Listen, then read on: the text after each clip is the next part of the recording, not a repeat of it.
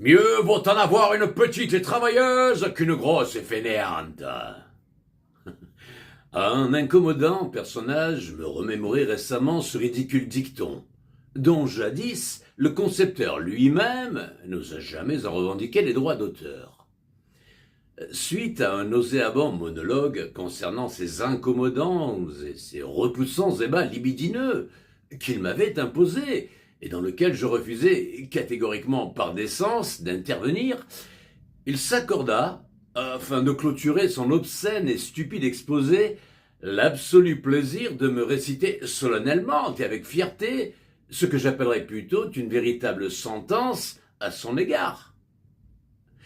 Ce jour-là, le raisonnement du tocard en question, sur lequel je ne m'étendrai pas davantage, dans l'espoir qu'il ne puisse jamais émerger du sombre néant où croupit sa misérable existence, et dans lequel la platitude de son indigence cérébrale le maintient fermement inutile. Veuillez m'excuser, mais il m'exaspère à un point. Bon, je reprends.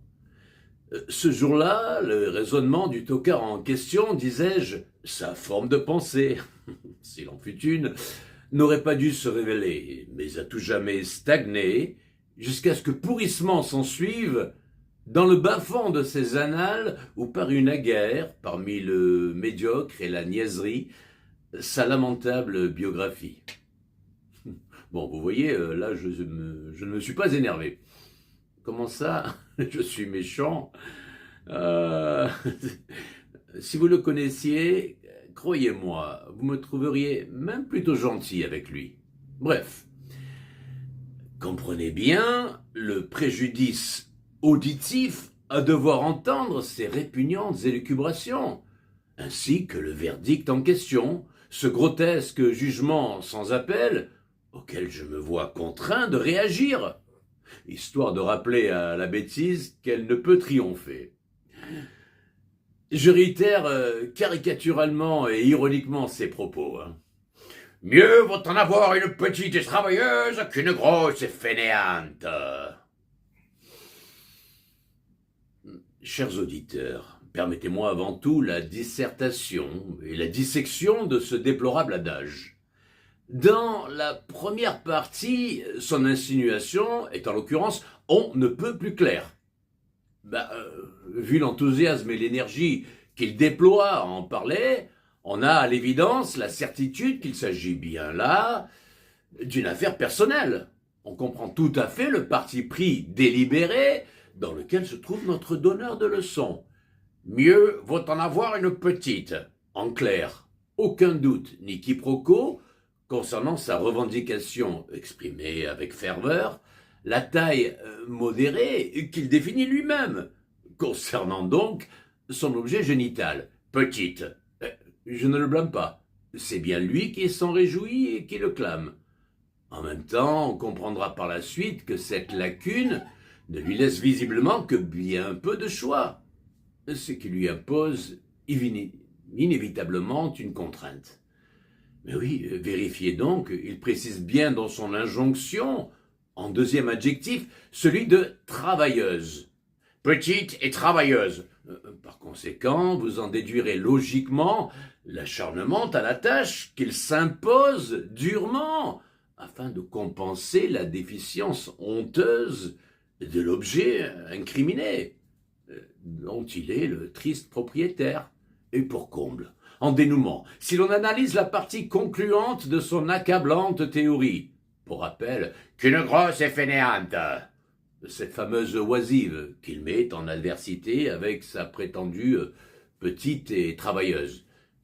On comprend bien là ses intentions, oui, déchiffrer convenablement sa malicieuse stratégie.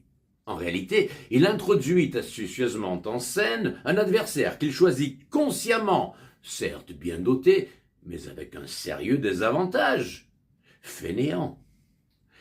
Tout ceci afin, évidemment, vous l'avez compris, d'atténuer la carence en la matière concernant le gabarit de l'objet en question, dont il est censé, encore une fois, être en possession.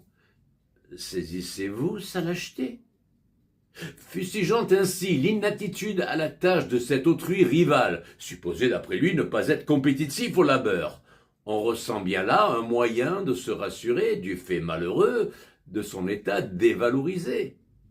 En dénigrant cet inapte concurrent, on peut même déceler chez notre sujet, sans avoir forcément pratiqué de nombreuses années d'études en psychanalyse, les symptômes d'un profond malaise et comprendre, par déduction, qu'en réalité, une extrême jalousie se cache et le ronge.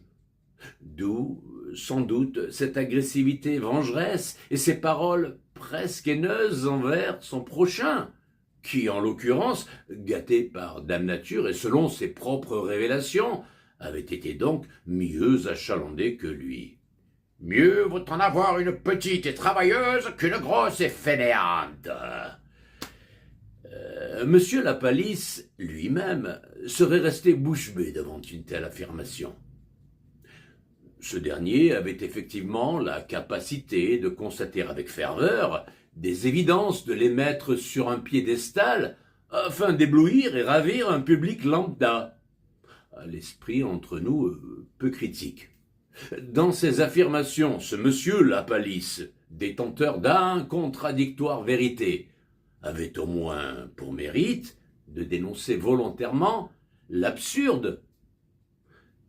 Mais de là, concernant notre zéro, cet inébranlable, c'est le cas de le dire, artisan de la besogne, en arriver à se flageller de la sorte, se dévaloriser avec orgueil en revendiquant, écoutez bien la parabole, le misérable exploit d'avoir l'équivalent d'un salaire dérisoire en travaillant plus. Petite et travailleuse, tout en fustigeant une confortable situation, on se la coule en douce. Grosse et fainéante. C'est lui qui le dit, une dernière fois, c'est promis. Mieux vaut en avoir une petite et travailleuse qu'une grosse et fainéante. Soit.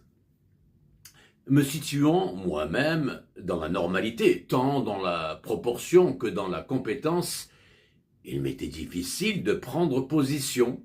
D'une part, confirmer et honorer la performance peu glorieuse d'un marathonien de pacotille, et d'une autre, accabler son challenger, supposé être nonchalant, et à qui l'on n'a même pas demandé d'entrer dans la compétition. Pardonnez-moi quand même de plaider pour lui. Pour conclure, devant une telle absurdité, ma réponse appropriée fut forcément sans pitié. Monsieur le desservi par la nature, permettez-moi de vous souffler une autre tournure. En matière de maxime, j'en ai une à vous soumettre. Prenez le temps de la méditer avant de vous y remettre. Mieux vaut parfois se taire et accepter sa misère que de fustiger les autres quand on a soi-même tant à faire. Mes hommages, monsieur le moraliste de comptoir, et puisse le silence désormais nous épargner vos histoires.